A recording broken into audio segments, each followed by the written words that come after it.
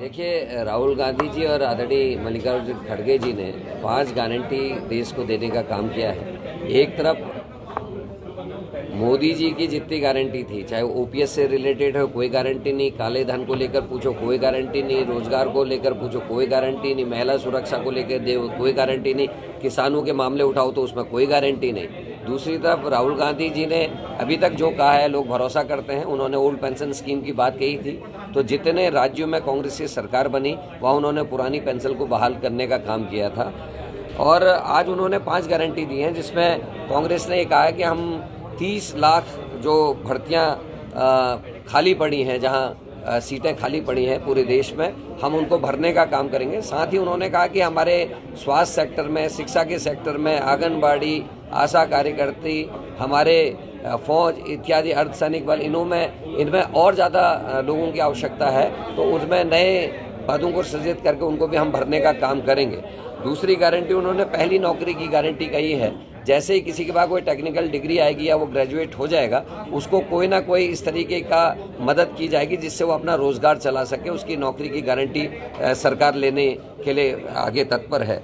तीसरा, उन्होंने paper leak को लेकर कहा है कि हम पेपर लीक को पूरी तरीके से बंद करना चाहते हैं, क्योंकि जो आंकड़े आए हैं आप लोगों के माध्यम से, अन्य रिसर्च से, कि 7 सालों में 70 से ज़्यादा पूरे देश में पेपर लीक हुए हैं, जिससे युवाओं का भरोसा सिस्टम से टूटा है। राहुल गांधी जी और खड़गे जी ने कहा कि हम ऐसा फुल प्रूफ सिस्टम बनाएंगे कि जो मेहनत कश हमारे नौजवान नवयुवतियाँ हैं उनके हकों में कोई डाका ना डाल सके, कोई हाकम सिंह दोबारा ना आ सके।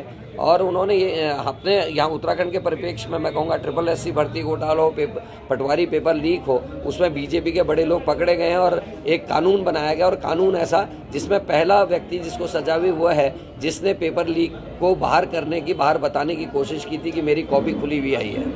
और कल्याण सिंह जी ने अविभाजित उत्तर प्रदेश में एक नकल अध्यादेश लाया था, वो नाकाम रहा। इनका भी जो कानून आया वो बहुत भरोसे लायक नहीं है, इसलिए हम एक नया कानून लाने की बात कर रहे हैं। तीसरा, गिग इकोनॉमी की बात उन्होंने की है। गिग का मतलब है कि चाहे आप देख लीजिए, जोमेटो है, स्विगी है, ओला है, उबर है, साथ में हमारे रेपिडो है, क्लाउड किचन है, या आपके जो अखबारों के बांटने वाले हॉकर्स हैं, इस तरह के अनेकों नौकरियां हैं जहां लोग काम करते हैं, लेकिन उनको सामाजिक सुरक्षा नहीं है। ना तो उनकी कोई पॉलिसी है जिसमें लाइफ इंश्योरेंस कहते हैं या स्वास्थ्य से संबंधित इंश्योरेंस है, इस तरह की कोई चीज़ नहीं है। ना उनको कोई आने वाले भविष्य में जब वो बूढ़े हो जाते हैं, काम चले जाता है, उस समय उनको कोई सोशल सिक्योरिटी है, तो उसकी ओर को कांग्रेस की सरकार आते ही काम किया जाएगा। उनको भी सुरक्षित किया जाएगा, उनको सुरक्षा, सामाजिक सुरक्षा प्रदान की जाएगी, ये बात कही गई है।